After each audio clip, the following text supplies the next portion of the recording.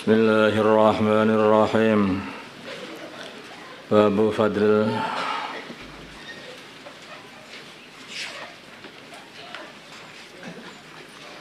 Aiki.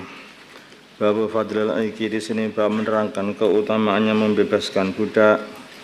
Qala berfirman Allah Ta'ala walaqtahama, maka dia tidak akan masuk al-aqabata, mengarungi perkara yang sulit atau melakukan perkara yang sulit. Wama dan apakah wama adraka mal aqabah, dan tahukah kamu apakah itu perkara yang sulit? Fakku raqabah itu adalah membebaskan budak. Wa an Abi Hurairah, dari Abi Hurairah radhiyallahu ta'ala anhu, qala berkata Abu Hurairah, qala bersabda li kepada aku Rasulullah sallallahu alaihi wasallam, man barang siapa ataka yang membebaskan raqabatan budak muslimatan yang muslim, ataka maka Allah akan membebaskan Allah bikulli udwin, dengan setiap anggota badan, minhu dari anggota badan budak itu, udwan anggota badan, minhu dari orang yang memerdekakan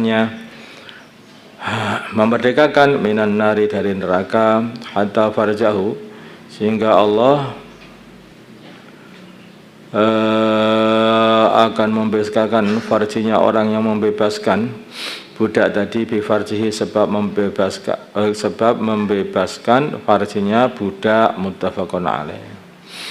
Ini fadilah yang budak itu, karena orang itu membebaskan orang dari perbudakan, artinya membedakan seluruh tubuhnya, memerdekakan seluruh tubuhnya, matanya, telinganya, mulutnya, kepalanya, leher, tangan, kaki, seluruh sampai farji telah dibebaskan dari semua perbudakan. Maka gantinya oleh Allah, matanya, telinganya, kepalanya, tangan, kaki, badan dan farjinya pun juga dibebaskan Allah dari api neraka. Muttafaqun alaih. Wa Nabi Dzarrin, tapi dikatakan ini itu adalah al-aqabah, yaitu perkara yang sulit orang itu. Maksudnya berat hati untuk bisa mau melepaskan budaknya itu.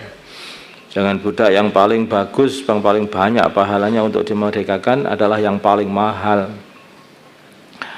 Wa Nabi Dzarrin, dari Abu Dzar radhiyallahu ta'ala anhu, qala berkata Abu Dzar, qultu aku berkata ya Rasulullah, wahai Rasulullah sallallahu alaihi wasallam, ayyul a'mali afdal, amalan apa yang paling utama? Qala bersabda baginda Nabi, al-imanu billah, amal yang paling utama adalah iman kepada Allah, wal jihadu fi sabilillah, dan memperjuangkan agama, jihad di dalam jalannya Allah Subhanahu wa taala. Qala berkata Abu Dzar, qultu aku berkata kepada Nabi, ayyur riqabi afdal, budak yang mana yang paling utama untuk dimerdekakan? Qala bersabda baginda Nabi, angfasuha, budak yang paling utama untuk dimerdekakan adalah yang paling bernilai inda ahliha, di sisi yang punya, wa angsaruha, dan yang paling banyaknya budak samanan harganya, muttafaqun alaih, yang paling mahal.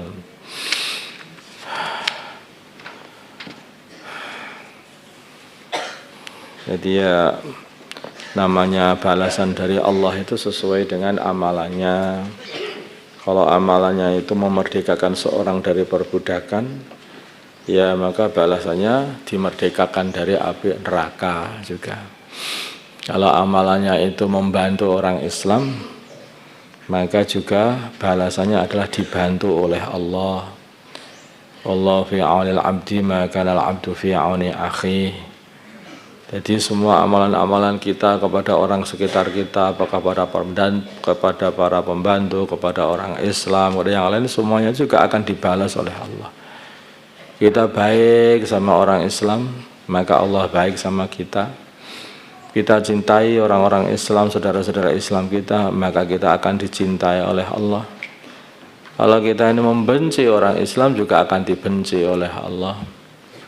Kalau kita ini memaki-maki orang Islam, maka sudah tidak dipandang lagi oleh Allah dengan pandangan sayang. Allah benci kepada kita. Wa idza tasabat ummati saqatat min ainillah. Jadi begitu, semakin benci. Kalau kita pengen disayang oleh Allah, sayangilah orang-orang yang disayangi Allah. Sayangilah orang-orang Islam, cintailah orang-orang Islam. Begitu caranya. Kalau kita ini pengen diiman-iman oleh Allah, dijaga oleh Allah, jagalah orang Islam, jagalah agama Islam, perjuangan Islam. Kalau kita menghinakan orang Islam, juga akan dihinakan oleh Allah. Juga seperti itu. Maka jangan sekali-kali orang itu bermacam-macam dengan hamba-hamba Allah. Maka sampai wali-wali Allah itu bukan hanya orang, kepada hewan saja dianggap ini hewannya Allah. Kalau aku menyakiti, aku bisa disakiti Allah. Kalau aku menyayangi, aku akan disayangi Allah. Nah begitu. Hakikatnya kan juga begitu, semuanya hambanya Allah. Makanya sampai orang kafir pun juga begitu, itu hakikatnya juga hamba Allah. Orang-orang kafir pun. Nah ketika Sayyidina Ali itu berperang, kemudian musuhnya sudah kalah, tinggal satu tebasan saja sudah habis, mati. Maka musuh ini malah meludahi Sayyidina Ali. Begitu diludahi, maka Sayyidina Ali enggak jadi membunuhnya. Maka ditanyakan, musuhnya malah bertanya, kenapa kamu enggak jadi membunuhku? Awalnya tadi aku merangi kamu karena Allah. Yang ini aku merangi kamu karena nafsuku, katanya. Pengen tak bunuh tapi karena nafsuku, karena kamu meludahi aku marah sih. Kalau yang awal itu aku karena Allah. Itu begitu. Artinya orang itu dalam peperang aja itu membunuh musuh itu pun kalau nggak diperintah oleh Allah ya nggak boleh gitu. Nggak boleh. Padahal itu orang kafir, tidak sembarangan juga. Kalau nggak diperintah Allah nggak boleh. Bahkan untuk menyembelih korban saja itu, maka hendaknya juga menyembelih dengan baik juga. Pisaunya ditajamkan, ya, tidak boleh disembelih di depan temannya, teman kambingnya maksudnya. Nah, ada seperti itu. Jadi ada adab-adabnya dalam Islam itu. Islam ini agama yang penuh dengan kasih sayang, tapi bukan berarti itu mengharamkan perkara yang dihalalkan. Memang hewan-hewan ini diciptakan oleh Allah untuk dimakan manusia, gitu loh. Untuk dimakan manusia. Bukan berarti kalau terus mengharamkan perkara yang dihalalkan Allah.